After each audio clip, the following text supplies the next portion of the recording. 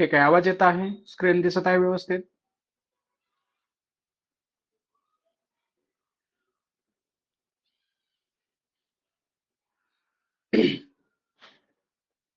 ठीक आहे. तर आज आपण इंग्लिश विषयाअंतर्गत फिगर्स ऑफ स्पीच काय पाहणार आहोत. फिगर्स ऑफ स्पीच म्हणजे भाषेचे अलंकार. फिगर्स ऑफ स्पीच म्हणजे काय? भाषेचे अलंकार. तर आपण मराठीमध्ये अलंकार म्हणतो आणि हा घटक एक्झाम साठी ऍटलिस्ट 1 मार्काला विचारला जातोच. 1 मार्कसाठी. पेपर 1 मध्ये पण 1 मार्कसाठी विचारला जातो आणि पेपर 2 मध्ये सुद्धा 1 मार्कासाठी विचारला जातो. तर बघा,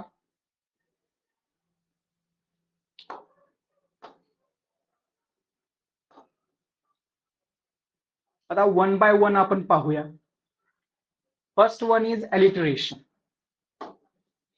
फर्स्ट वन इज अलिटरेशन, ज्याला आपण मराठीमध्ये अनुप्रास म्हणतो.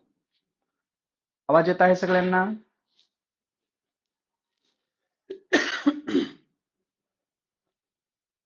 हॅलो,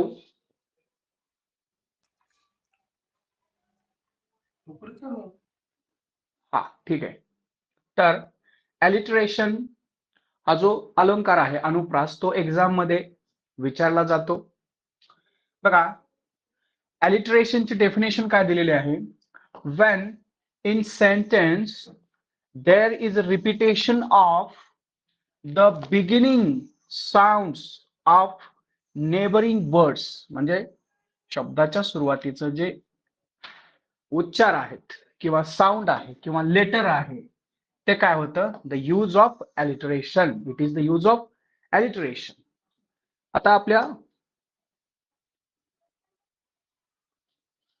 सोयीसाठी इथं मराठीमध्ये सुद्धा दिलेलं आहे.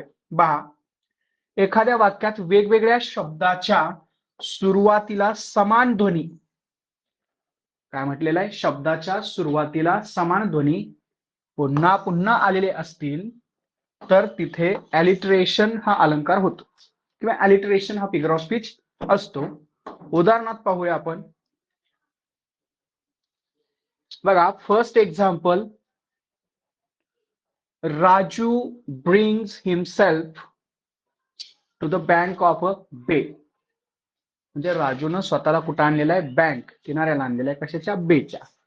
आता या वाक्यामध्ये काही शब्दांचं जे उच्चार आहे किंवा त्या शब्दांचं जे साऊंड आहे तो सारखाच आहे किंवा एखादं लेटर रिपीट झालेलं आहे. फॉर एक्झाम्पल इथं बघा, ब्रिंग याच्यामध्ये बी आहे, बँक मध्ये बी आहे आणि बे मध्ये सुद्धा बी आहे. म्हणजे ज्या ज्या वेळेस असं एखादं लेटर रिपीट होईल त्या वेळेस अलंकार कोणता असेल? कोणता असेल अलंकार?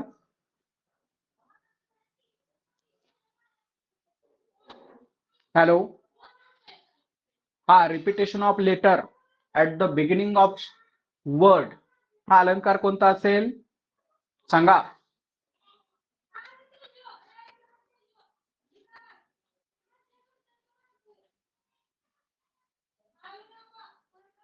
हॅलो, अनुप्रास अलंकार सर, अनुप्रास. हा, तर अनुप्रास अलंकाराची उदाहरण आहेत. फॉर एक्झाम्पल, सेकंड एक्झाम्पल पहा, he holds his head high. Here the letter H किंवा द साऊंड ह is repeated more than once. बघा, he holds his head high. तर या दिलेल्या वाक्यामध्ये काय आहे? अलिटरेशन अर्थात अनुप्रास हा अलंकार आहे. मराठीतलं एक उदाहरण पण दिलेलं आहे. काकूने काकाचे कामाचे कागद कात्रीने कापून काढले. तर इथं क क क क हा साऊंड काय झालेला आहे? रिपीट झालेला आहे. Same in English. त्याच्यानंतर पहा, रिपिटेशन हा एक अलंकार आहे आपल्याकडे. आता अनुप्रास मध्ये काय होत होतं? एखाद्या लेटरचं रिपिटेशन होत होतं, बरोबर. आता इथं मात्र काय होणार आहे? वर्डचं रिपिटेशन होणार आहे. वर्डचं पहा, when in a sentence same words are repeated म्हणजे पुनरावृत्ती, it is the use of repetition. एखाद्या वाक्यात जर एखादा शब्द पुन्हा पुन्हा आलेला असेल तर तेथे काय होतो, रिपिटेशन हा अलंकार होत असतो. फॉर एक्झाम्पल पाहूया, या बाजूस दिसत आहे. हा बघा, फॉर एक्झाम्पल आता आपल्याला वर्ड रिपीट पाहिजे. आता आपल्याला लेटर रिपीट नको आहे. काय रिपीट पाहिजे? Word. Rain, rain, go away. तर याच्यामध्ये हा रेन जो वर्ड आहे तो काय झालेला आहे, पुन्हा आलेला आहे, म्हणजे त्याचं रिपिटेशन झालेलं आहे. म्हणून या वाक्यामध्ये अलंकार कोणता आहे? रिपिटेशन आहे. पुढं दुसरं वाक्य पहा, जॉनी, जॉनी, यस पापा. या ठिकाणी जॉनी हा वर्ड काय झालेला आहे, पुन्हा रिपीट झालेला आहे. म्हणून इथं काय आहे? रिपिटेशन आहे. म्हणजे एखाद्या वाक्यामध्ये जर एखादा वर्ड पुन्हा पुन्हा येत असेल तर इट इज अ रिपिटेशन. जसं देवा हो देवा, गणपती देवा. या वाक्यामध्ये देवा, देवा, मराठीमध्ये सुद्धा आपण पुनरावृत्ती हा अलंकार अभ्यासतो. ठीक आहे, त्याच्या पुढे जाऊया. पर्सॉनिफिकेशन एक्झाम मध्ये विचारलं जाण्याची शक्यता असते. चेतना गुणोक्ती अलंकार. बघा काय लिहिलेलं आहे. आता दिलेली व्याख्या खूप मोठी आहे, परंतु त्याच्यामध्ये आपल्याला फक्त कीवर्ड्स लक्षात ठेवायचे. Wien in a sentence non living things or inanimate things म्हणजे निर्जीव वस्तू, एनिमल्स, बर्ड्स, प्लांट्स, फ्लावर्स और ideas R given the human qualities. जर अशा वस्तूंना किंवा थिंग्सला जर ह्युमन क्वालिटीज दिल्या म्हणजे मानवी गुण दिले तर they are described as human beings, किंवा ते ॲज अ ह्युमन बीइंग म्हणून जर त्यांचं वर्णन केलेलं असेल तर it is the use of personification, चेतना गुणोक्ती अलंकार. डेफिनेशन आहे, मराठीत पण दिलेली आहे. बघा, एखाद्या वाक्यात जर निर्जीव वस्तू, मानवेतर प्राणी, वनस्पती, पक्षी, फूल इत्यादींना मानवी गुण दिलेले असतात किंवा त्यांना माणसासारखे वागताना दाखवलेले असते त्यावेळेस तिथे काय होतं? पर्सॉनिफिकेशन हा अलंकार होत असतो. पाहूया आता आपण वाक्यामध्ये, उदाहरणामध्ये. बघा, द वेव्स आर सिंगिंग.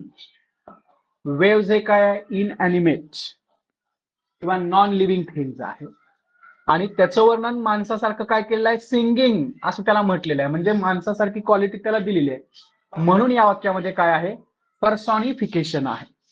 त्याच्यानंतर दुसरं वाक्य पहा, stars danced. Non living things quality दिल्या कुणाच्या? ह्युमनच्या. Dancing is a activity by human. So in this sentence the figure of speech is personification. एक मराठीतलं पण दिलेलं आहे, ती पहा सर्वात मागे, मान उंच पाहणारी, उंचावून पाहणारी टेकडी. टेकडीला कुणाचे गुण दिलेले आहेत? मान उंचावून पाहणारी एखादी व्यक्ती असू शकते. म्हणून या वाक्यात काय आहे? पर्सॉनिफिकेशन आहे. खाली पण दिलंय, पायाजवळून उड्या मारीत जाणारा, गात जाणारा तो अवखळ झरा. म्हणजे झरा या इनएनिमेट थिंगला काय केलं? ऍनिमेट केलेलं आहे आणि त्याला ह्युमन क्वालिटीज दिलेत. म्हणून या वाक्यामध्ये सुद्धा पर्सॉनिफिकेशन हा अलंकार आहे. पुढे पाहूया, सिमिली, जो एक्झाम मध्ये विचारण्यावरती जास्त भर असतो. सिमिली बघा, when in a sentence a direct comparison is made between two objects of different kinds which have at least one point in common. दोघांमध्ये एक तरी गुणधर्म सारखा असायला पाहिजे. shown using like or as किंवा such पण शब्द येऊ शकतो याच्यामध्ये. like, as, such एक ऍडिशनल शब्द. म्हणजे ज्या वाक्यामध्ये like, as यानं जर डायरेक्ट कंपॅरिझन केलेलं असेल तर आपल्याला काय करावं लागेल, सिमिली हा अलंकार करावा लागेल. आता बघा, एखाद्या वाक्यात दिलेलंच आहे दोन वस्तू, व्यक्ती, प्राणी, गुणवैशिष्ट्ये, किंमत, महत्व इत्यादींची प्रत्यक्षरित्या तुलना केलेली असते असेल व त्यामधील एकमेव साम्य दाखवण्यासाठी लाईक, ॲज आणि सच एक शब्द लक्षात ठेवा एक्स्ट्रा यांचा उपयोग केलेला असतो, तेव्हा तिथे सिमिली हा अलंकार होत असतो. त्याच्यानंतर पहा, त्याचे एक्झाम्पल पाहू आपण सिमिलीची. Kashmir is like a heaven of India. Kashmir हा काय इंडियाचा एक जणू काही स्वर्ग आहे. म्हणजे लाईक हा शब्द आलेला आहे, कशा सारखा आहे ते सांगितलेलं आहे, म्हणून इथं काय आहे, सिमिली हा अलंकार आहे. त्याच्यानंतर दुसरं वाक्य पहा, the road lies like the shaped carpet. जो रोड आहे तो कशासारखा खाली पडलेला आहे, like the shaped carpet, carpet सारखा आहे. तिसरं वाक्य पहा, शिवाजी महाराज सिंहासारखे होते. सिंहासारखे, लाईक लॉयन, किंवा Tanaji fought like a lion, आपलं जे रेग्युलर उदाहरण असतं ते. तर इथं सगळ्या ठिकाणी काय आहे, सिमिली हा अलंकार आहे. त्याच्यानंतर मेटाफर. आता सिमिली आणि मेटाफर मध्ये थोडासाच फरक आहे बघा. when an indirect comparison is made between two objects of different kinds which have at least one point in common, it is the use of metaphor. There is no use of words like as. म्हणजे like आणि ॲजचा उपयोग न करता ज्यावेळेस comparison केलेलं असेल त्यावेळेस आपल्याला काय करायचंय, मेटाफोर हा अलंकार त्या वाक्यामध्ये असणार आहे. बघा, फॉर एक्झाम्पल पाहूया.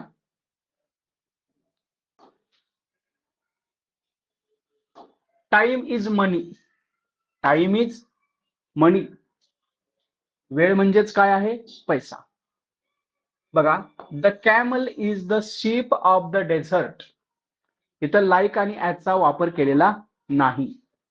शिवाजी महाराज सिंह होते, सिंहासारखे होते असं न म्हणता काय म्हटलेलं, डायरेक्ट सिंह होते. अशा पद्धतीने आपल्याला मेटाफोर हा अलंकार वाक्यामध्ये पाहायला मिळतो. त्याच्यानंतर ओनोमॅटोपोइया, याच्यामध्ये स्पेशली बघा, when in a sentence a word it self expresses sound.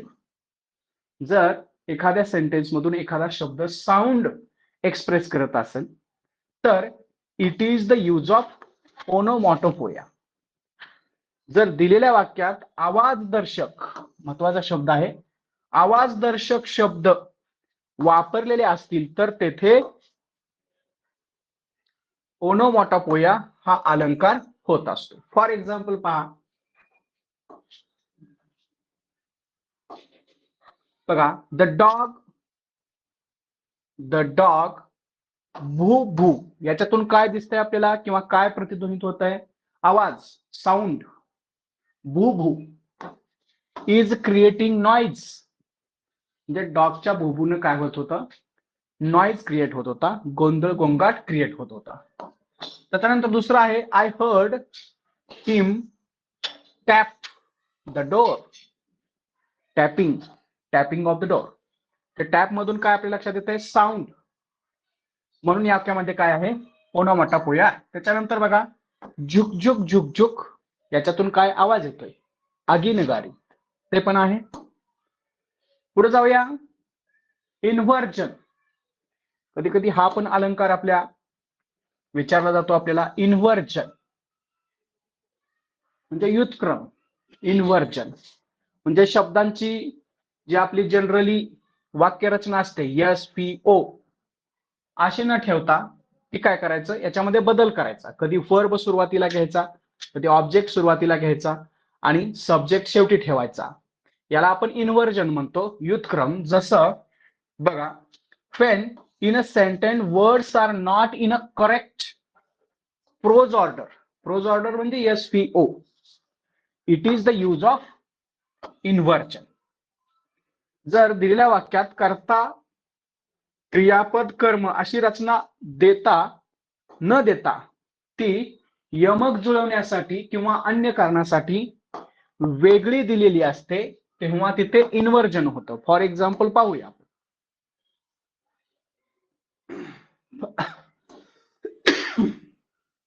Number 1 पहा, बट डोंट यू क्विट. बघा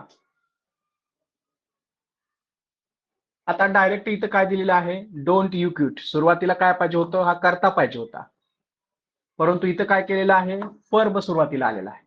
म्हणजे आपली जी नॉर्मल वाक्य रचना आहे यस फी, त्याचं इथं काय केलेलं आहे, फी यस केलेलं आहे. किंवा in Wien is the world play, इथं सुद्धा यस शेवटी आहे, इकडे वर्ब आहे.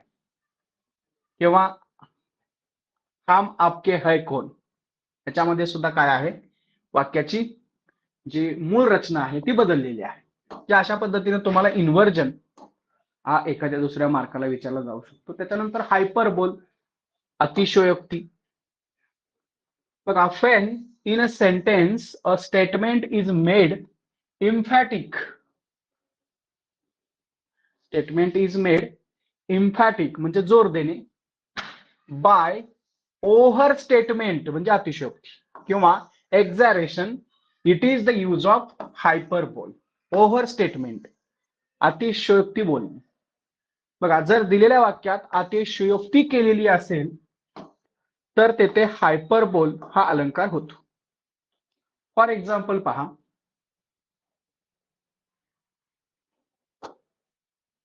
पहिलं पाहूया. She wept a bucket full of tears. ती इतकी रडलेली आहे की त्याच्यामुळे तिचे टीयर्स किती झाले, a bucket full of tears. त्याच्यानंतर I have told you 100 times, मी तुला 100 वेळा सांगितलेलं आहे, अतिशयोक्ती. त्याच्यानंतर हे तर आपल्याला माहितीच आहे, दमडीचं तेल आणलं त्यात सासूबाईची अंघोळ झाली, उरलेलं तेल सांडले ते वेशीपर्यंत वाहत गेले, त्यात उंट पोहून गेला. याच्यात बरंच आहे, अजून इथं थोडस दिलेलं आहे, पण हे सगळं कसं आहे, अतिशयोक्ती आहे. म्हणून दिलेल्या वाक्यांमध्ये हायपरबोल हा फिगर ऑफ स्पीच होतो. त्याच्यानंतर आहे अँटिथेसिस. आता या वाक्यामध्ये सुद्धा आपल्याला काय करायचंय, अँटिथेसिस. अँटिथेसिस म्हणजे काय आहे, when in a sentence the opposite words or ideas are used side by side, म्हणजे एकाच वाक्यामध्ये दोन अपोजिट वर्ड्स किंवा दोन वेगवेगळ्या आयडिया एकत्र आणले असतील तर त्याला काय म्हणतात, अँटिथेसिस म्हणतात. It is the use of antithesis. बघा, फॉर एक्झाम्पल विरुद्ध अर्थाचे शब्द एकत्र आणणे किंवा एखादी दोन विरुद्ध कल्पना एकाच वाक्यामध्ये सांगणे, तर त्याला काय म्हणतो आपण, अँटिथेसिस म्हणतो. फॉर एक्झाम्पल पाहूया. Number 1, he wants to light the dark room. आता इथं लाईट आणि डार्क हे दोन वेगवेगळ्या आयडिया एकत्र आणलेले आहेत, प्रकाश आणि अंधार. त्याच्यानंतर it may be near when it seems afar, म्हणजे दूर, नियर म्हणजे जवळ, म्हणजे दोन अपोजिट आयडिया एकत्र आणलेले आहेत. तिसरा आहे उघडलेली खिडकी त्याने बंद केली.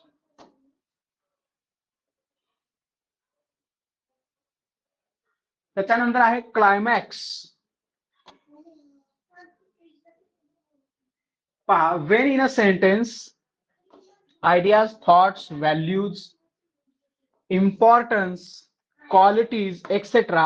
are arranged in ascending order, म्हणजे चढत्या क्रमाने, ascending order, it is the use of climax. एखादी गोष्ट सांगताना चढत्या क्रमाने सांगणे आणि शेवटी त्याचा क्लायमॅक्स सांगणे म्हणजे क्लायमॅक्स. फॉर एक्झाम्पल उदाहरणातून पाहूया आपण. बघा, नंबर 1, शी केम, ती आली. सी सॉ, तिनं पाहिलं, ती आली, तिनं पाहिलं. सी कॉन्कर्ड, ती जिंकली. हा काय आहे? क्लायमॅक्स आहे. सुरुवातीला कमी महत्वाची आयडिया, त्याच्यानंतर त्याच्यापेक्षा महत्वाचं, त्याच्यानंतर त्याच्यापेक्षा महत्वाचं, म्हणजे क्लायमॅक्स केलेलं आहे. आणि याच्या विरुद्ध तर सांगितलं तर तो होईल अँटी क्लायमॅक्स. काय होईल? Anti climax. ते पुढच्या ह्याच्यात पाहूया आपण. आता इथं पहा, they enjoy liquor with dance and drums. त्याच्याही पुढे जाऊन लिक्वर मिळाली, डान्स, त्याच्याही पुढे ड्रम. ती आली, तिने पाहिले आणि तिने जिंकून घेतले. हे पहिल्या वाक्याचंच ते ट्रान्सलेशन आहे. जे एखादी आयडिया सांगताना ती चढत्या क्रमाने सांगितली जाते त्यावेळेस क्लायमॅक्स होतो, आणि तीच आयडिया जर उतरत्या क्रमाने सांगितली तर होतो अँटी क्लायमॅक्स, डिसेंडिंग ऑर्डर. एखादी गोष्ट कल्पना सांगताना ती जर आपण डिसेंडिंग ऑर्डरनं सांगितली तर इट इज अँटी क्लायमॅक्स. जर दिलेल्या वाक्यात कल्पना, विचार, किंमत, महत्व, गुणवैशिष्ट्य इत्यादी उतरत्या क्रमाने सांगितलेले असतील किंवा दिलेले असतील तर it is a anticlimax. For example पाहूया. The soldiers fight for glory. आता ग्लोरी पेक्षा कमी महत्वाचं काय आहे? शिलिंग म्हणजे पैसे. एक 1 शिलिंग, अ शिलिंग.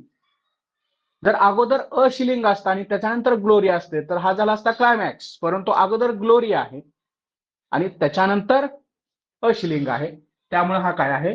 अँटी क्लायमॅक्स आहे. त्याच्यानंतर he swears before sun moon and leaves, आणि निघून जातो. तर हे उलट सांगितलं तर क्लायमॅक्स होईल. हा आहे अँटी क्लायमॅक्स. बघा, जिथे फुले वेचली तिथे गोऱ्या वेचण्याची वेळ आली. म्हणजे सुरुवातीला क्लायमॅक्स आहे आणि त्याच्यानंतर त्याचं महत्व कमी केलेलं आहे, म्हणजे अँटी क्लायमॅक्स केलेलं आहे. त्याच्यानंतर ट्रान्सफर इफिटेक्ट. बघा, where in a sentence an adjective is transferred from its proper word to another that is closely associated with it is the use of transferred epithet. मराठीमध्ये पाहावं लागेल, महत्वाचा आहे हा. वरच्या स्तरावरती स्पेशली हा विचारला जातो. बघा, जर दिलेल्या वाक्यात एखाद्या नामाचे विशेषण दुसऱ्या नामाला दिले जाते तेव्हा तिथे काय होतो?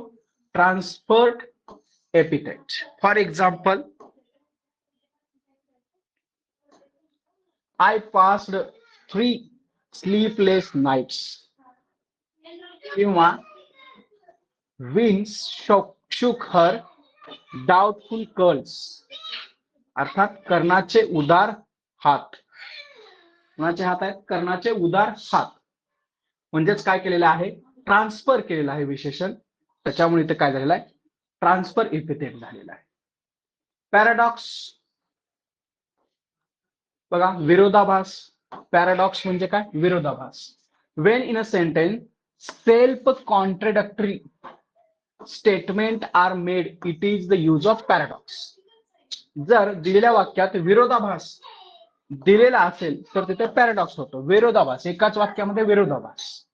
उदाहरणावरून लक्षात येईल तुमच्या. बघा, the sweetest traveler is he that goes afoot. त्याच्यानंतर her questions found their own answers.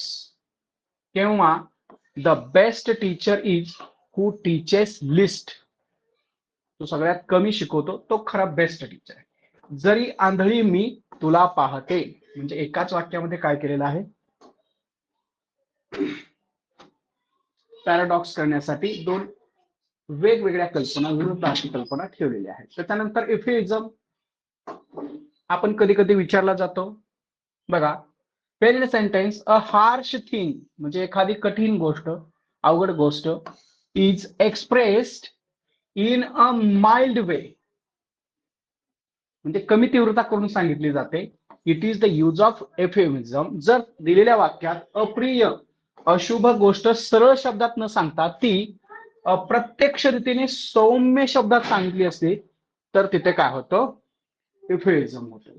For example पहा, number 1, he is no more. No more म्हणजेच काय असतं? Died when I am gone away. when I am gone away म्हणजे दूर गेलेला असेल, म्हणजेच काय असेल, डाईट किंवा पास्ड अवे.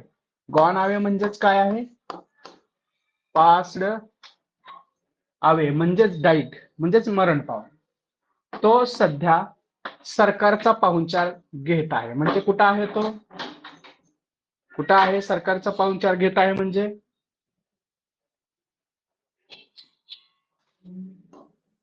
कुठं आहे सरकारचा पाहुणचार म्हणजे काय जेलमध्ये. सांगा सरकार. हा जेलमध्ये असणे. राईट, ठीक आहे. तर हे त्या पद्धतीनं सोपं आहे. त्याच्यानंतर सिनॅक्डॉकी.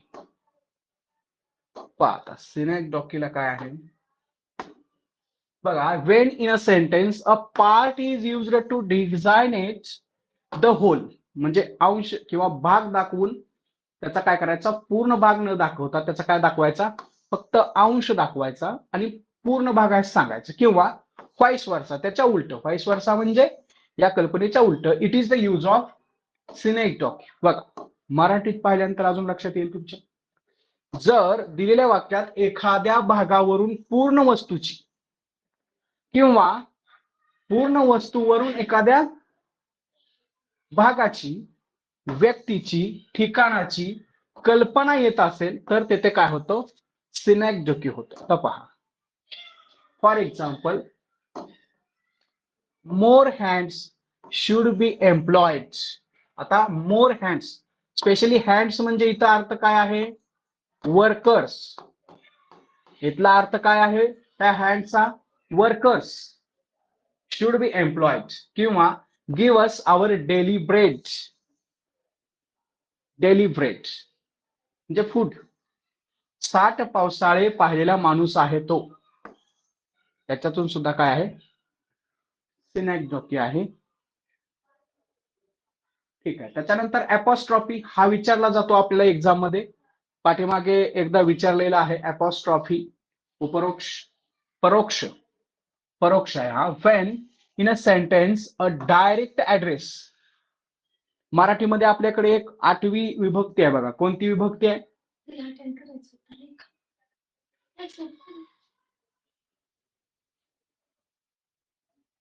मराठीमध्ये 8वी विभक्ती कोणती आहे,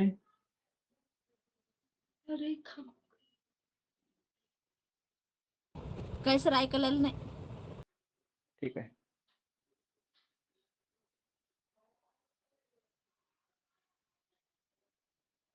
पहा आता काय सांगत होतो, अपॉस्ट्रॉफी म्हणजे मराठीमध्ये जी विभक्ती आपण पाहिल्या विभक्ती, बरोबर आहे. तर कोणकोणत्या विभक्ती आहेत,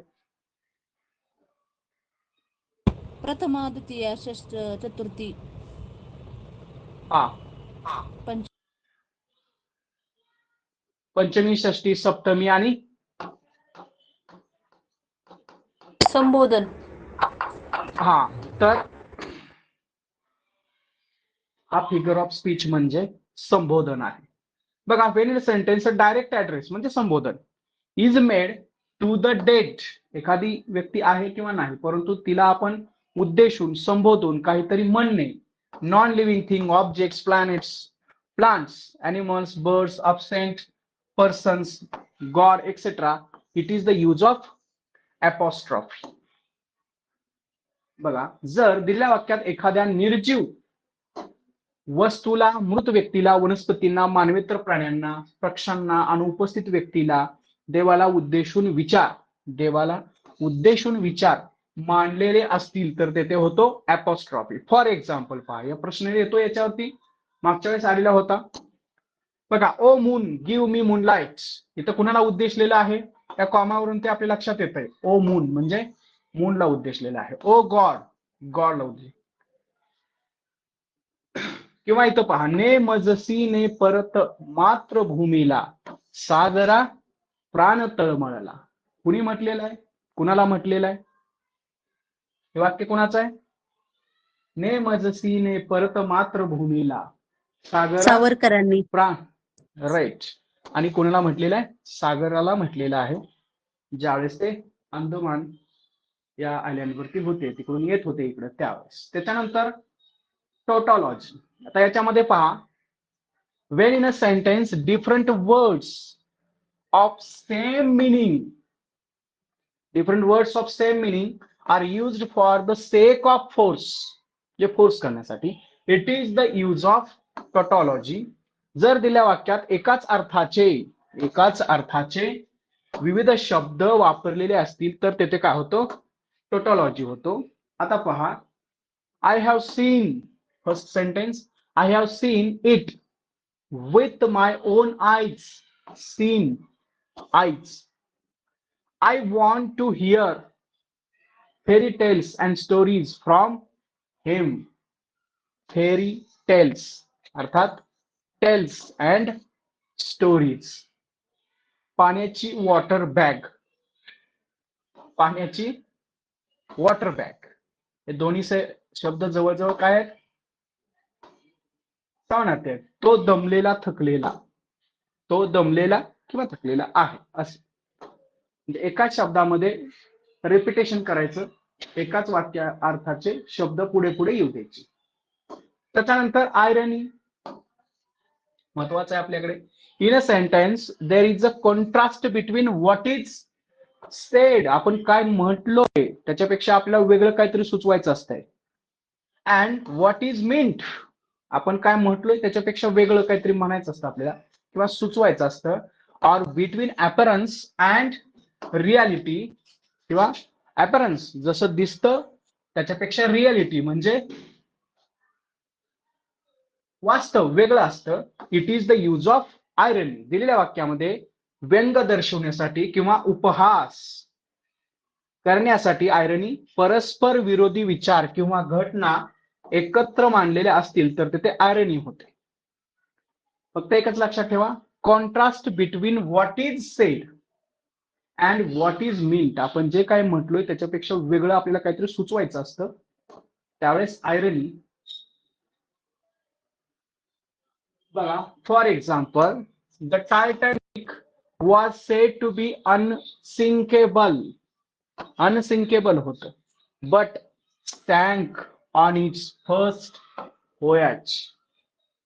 किंवा wisdom shall die with you, wisdom shall die with you. किंवा he is thief but honest man, thief जरी असला तरी तो कसा आहे, ऑनेस्ट आहे.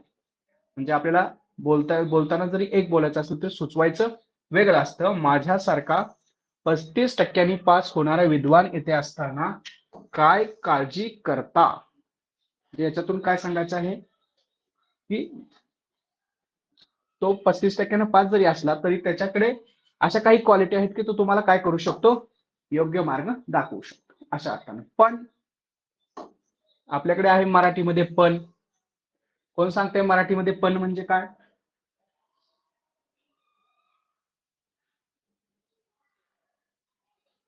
बघा, आता याच्यावरून तुमच्या लक्षात येईल, when in a sentence a word is used with two meaning. एकाच शब्दाचे जर दोन मिनिंग वापरलेले असतील देर इज यूज ऑफ पण. बघा, जर दिलेल्या वाक्यात एखाद्या शब्दातून दोन अर्थ व्यक्त किंवा दोन अर्थ निघत असतील, दोन अर्थ निघत असतील तर तेथे पण हा अलंकार होतो. फॉर एक्झाम्पल पाहूया, his knowledge of sound is not sound. बघा, दोन आहेत. म्हणजे साऊंड हा शब्द म्हणजे तुम्हाला सुपारी लागते का असं मराठीमध्ये आहे मोरावाळंबे सरांच्या. सेम साऊंड हा शब्द दोन अर्थाने इथे यूज केलेला आहे. तर नॉलेज ऑफ साऊंड, त्याचं जे दोन्हीचं जे नॉलेज आहे ते काय आहे, नॉट साऊंड, चांगलं नाहीये, काही एवढं व्यवस्थित नाही आहे. And ambassador is an honest man who lies abroad for the good of his country. Ambassador हा कोण माणूस असतो, ऑनेस्ट मॅन असतो, परंतु तो काय करतो, who lies abroad for the good of his country.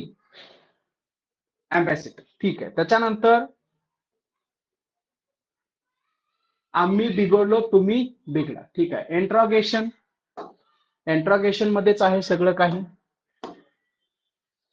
बघा, वेन mere question म्हणजे केवळ प्रश्न is asked not for an answer. म्हणजे एखाद्या वेळेस आपण प्रश्न विचारतो परंतु त्याचं उत्तर आपल्याला अपेक्षित नसतं, but to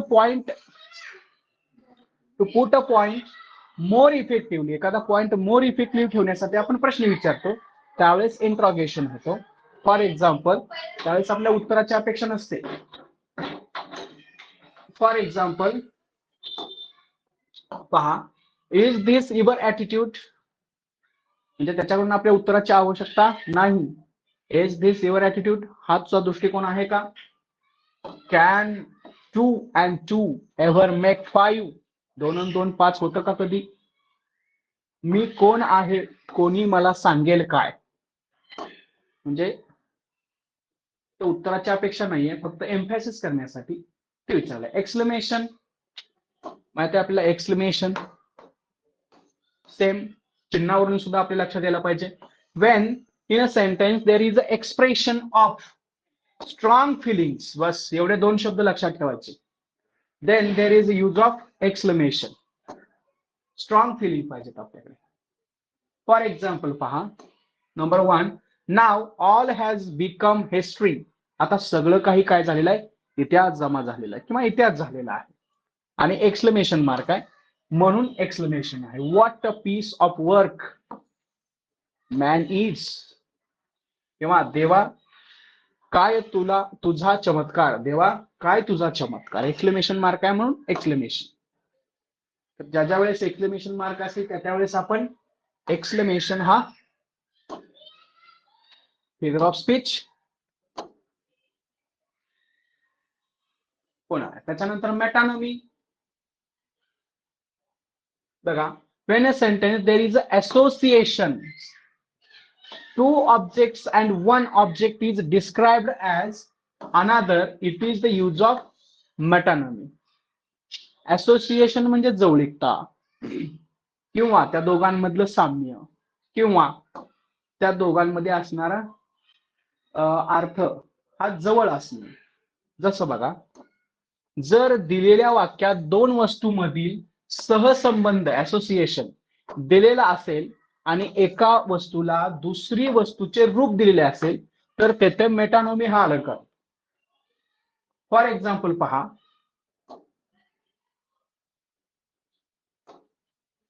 the pen is mightier than the sword. आता पेन पण आहे आणि स्वॉर्ड पण आहे, असोसिएशन. किंवा how close he was to the golden crown. How close he was to the golden crown, metonymy आहे. क्राउन हा शब्द काय आहे? मेटानॉमी. क्राउन म्हणजे कोण? क्राउन म्हणजे कोण? किंग. म्हणजे किंगचं काय करतो तो? सहसंबंध आहे. किंगचा आणि क्राउनचा सहसंबंध आहे.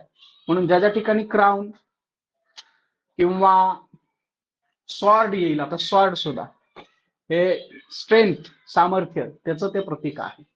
तर सहसंबंध असा दाखवला जाईल, तिथं आपल्याला काय करायचं आहे? मेटानॉमी द्यायचा आहे. तो तर माझा डावा हात आहे, म्हणजे हे सहसंबंध आहे. तो तर माझा एखादा माणूस, मेटानॉमी. क्राउन. किंवा तुम्हाला हे लक्षातच ठेवायचं असेल तर आपल्याकडे माहिती आहे की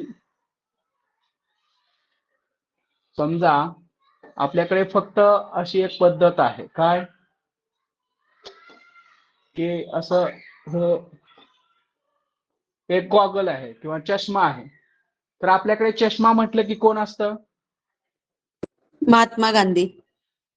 हा, दॅट इज द मेटानॉमी. असं लक्षात ठेवा. ऑक्झोमेरॉन. ऑक्झोमेरॉन तर याच्यामध्ये it is a sentence, 2 words of opposite meaning of the same person or thing are placed side by side, then there is a use of oxymoron. आता हे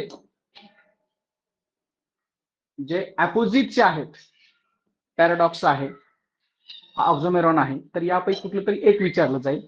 हे ऑक्झोमेरॉन जो आहे तो जरा थोड्या वरत्या स्तरावरती विचारला जातो, तरी पण आपण घेऊया.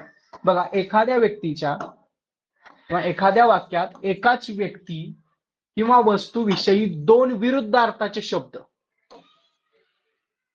असतील तर ते ऑक्झोमेरॉन होतो. For example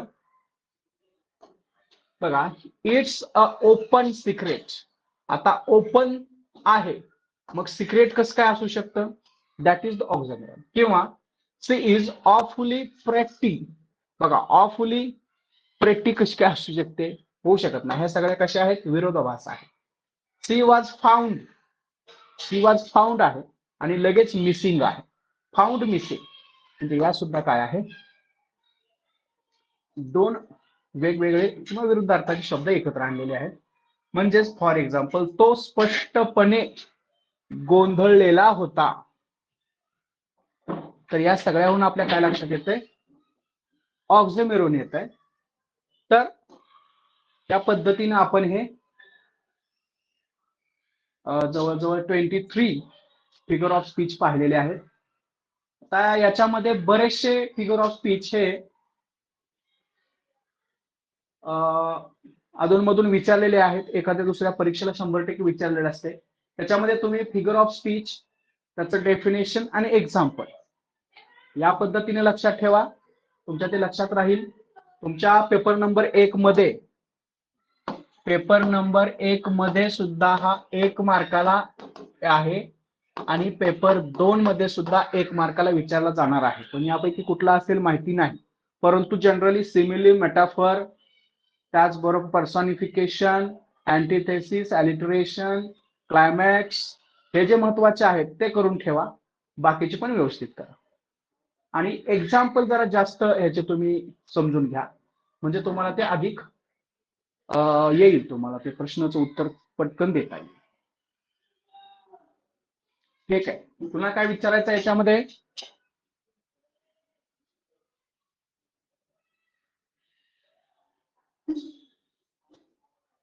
hello,